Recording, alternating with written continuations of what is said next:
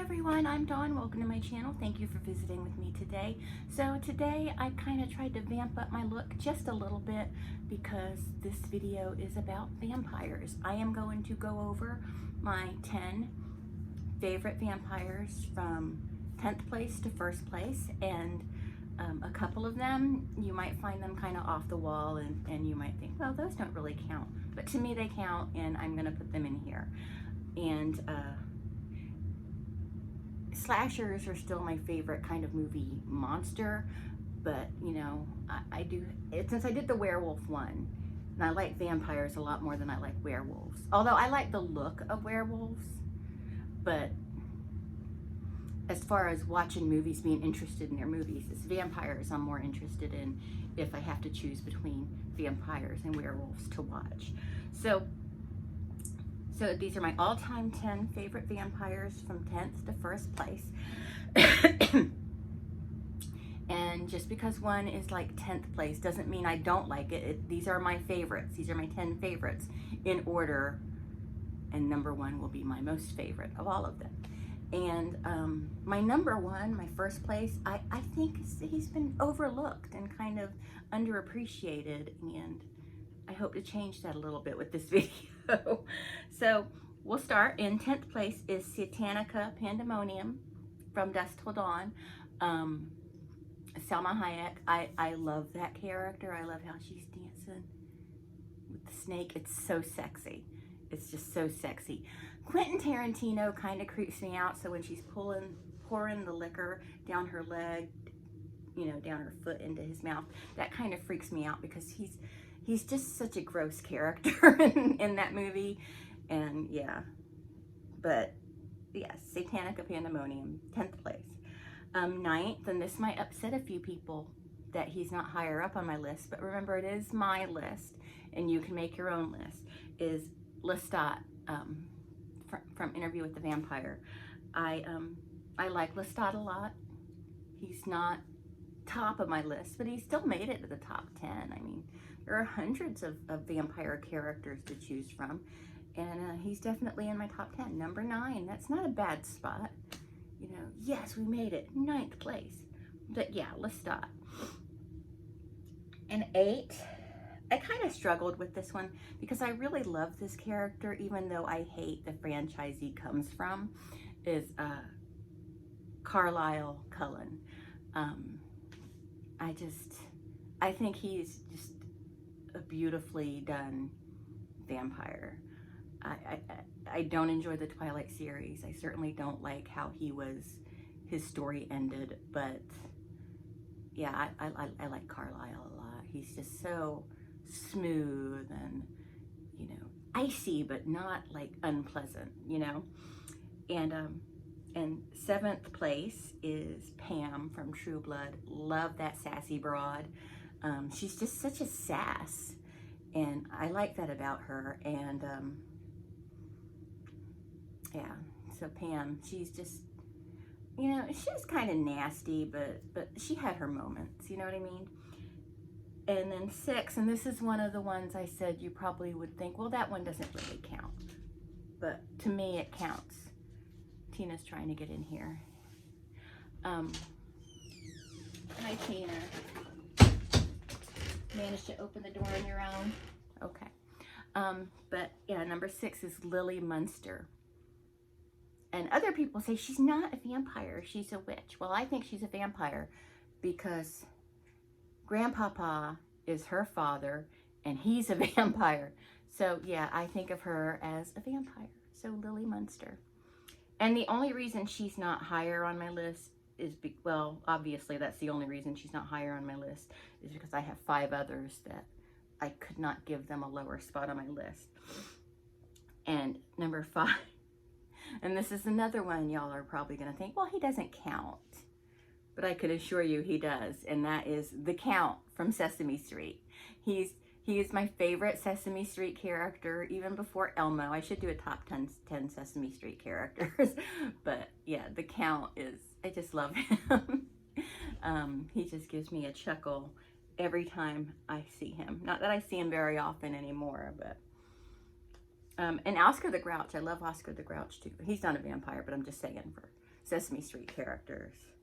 You know, Mr. Snuffleupagus, Big Bird, Oscar the Grouch, Elmo. The Count is my #1 favorite. I love Grover, Bert and Ernie. You know, okay, so now I'm meandering. So let me get back into this. So #4, and I know some people who know me are going to be surprised that he's not #1, but I think once the people who really know me hear what my #1 is, they're going to be like, of course. You know? And so #4 is Eric from True Blood. You know, you can't put Pam on the list and not include Eric. I think he's beautiful. I like him. Yeah.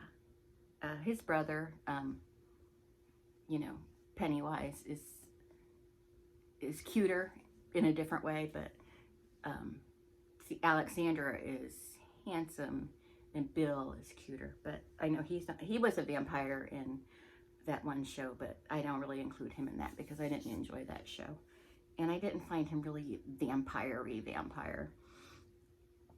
And next, #3 is David from The Lost Boys. I love that movie. Me and my girlfriends would go see that movie over and over and over again in the theater. Like, we would go, and we did The Lost Boys the same way we did Beetlejuice. We would get to the movie theater early, and we would just sit there and watch the movie, you know, break for food, and then go back and watch the movie, because the one of the boys that worked at the movie theater had a crush on me, so he just let us hang out there all day. Of course, I wasn't allowed to go out with him because I wasn't allowed to date, so that was the only way we could hang out, really. He never did anything about it, though. Everybody knew he had a crush on me, but he wouldn't do anything about it. But, you know, I guess he knew he couldn't because my mother. And #2 is Louis from Interview with the Vampire, Brad Pitt. And I'm talking about movies specifically, not from the books, because I haven't really read all of them. But Louis from Interview with the Vampire is #2. And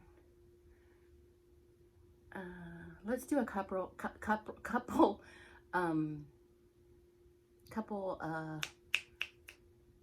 honorable mentions before I get to #1. Kurt Barlow from Salem's Lot, who on Chapelwaite, when the dad becomes a vampire, are we thinking he's Kurt Barlow? Does he become Kurt Barlow, or is Kurt Barlow the other one? Do we know this yet? Or are we ever gonna know? I don't know. Nosferatu, the silent film version. I remember seeing just, I don't know what I saw it on, if it was on one of those Saturday horror matinee things I would watch with my dad, but the clip of him just kind of rising up, I remember seeing that as a little kid, being totally freaked out yet intrigued by it, and I always thought it was scary. But he, to me, is definitely the scariest of them all, because it was a silent film, and not hearing him say anything just added to the chill. And then Gary Oldman's Dracula. So those are some honorable mentions for you. And my #1 favorite vampire of all time, Roman from True Blood, Christopher Maloney, Detective Stabler. And yes, I know, there are people who are like, oh, I didn't think of him. I never thought of him. Didn't think of him. I totally forgot about that. I didn't. I did not forget about that. Yeah. Detective Stabler as Roman. Love him. Just love him. But, you know, me and Christopher Maloney, we've had a relationship since about 1989. No, we haven't had a relationship, but I've just adored him since then. You know what I was watching? I was watching some YouTube video, but it was a clip from a news show during the Depp trial. And one of the reporters asked this woman how long she'd been a fan of Johnny Depp. And she said, since 1978. But that was really weird because he didn't start acting until 1984. So I was like, full of shit. Full of shit. you know. But again, I'm meandering off of vampires. And no, Barnabas Collins wasn't included in my list, neither the original one nor the Johnny Depp one, because I didn't enjoy that vampire very much. Yeah, the Johnny Depp one is witty and funny and everything, but not good enough for my top 10. Maybe my top 15, but not my top 10. But anyway, that's it for my all-time favorite vampires. I hope you enjoyed it.